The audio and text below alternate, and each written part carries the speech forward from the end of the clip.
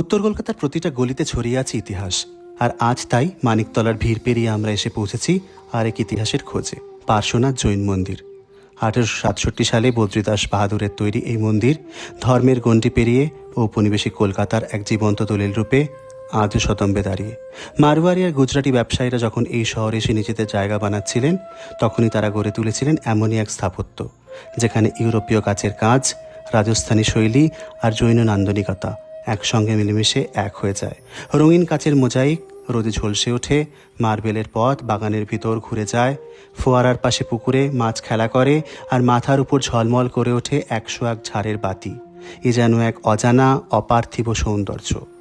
মূল মন্দিরে রয়েছে ভগবান শীতলনাথজি। দেওয়ালে আঁকা কাচের ভিতর অদ্ভুত সব দৃশ্য। বাইরের দেওয়ালে আঁকায় রয়েছে সিংহ আর গরু একসঙ্গে জল খাচ্ছে। শক্তি আর নম্রতার এমতো সহাবস্থান জৈন ধর্মের আদর্শ।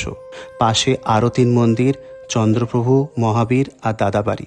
মহাবীর জয়ন্তীর এই পুণ্যতিথিতে এই মন্দির শুধু ইতিহাসের কথাই বলে না, মনে করিয়ে দেয় এমন এক ধারণার যেখানে মনুষ্যত্বের সহাবস্থান, অহিংসা এবং প্রতিটি মানুষকে একভাবে গ্রহণ করা। হয়তো এই কারণেই আজও এখানে ঢুকলে মনে হয় সময়টা থমকে গেছে। এই তো কলকাতার ইতিহাস, মানিকতলার পার্শ্বনাথ মন্দিরের ইতিহাস।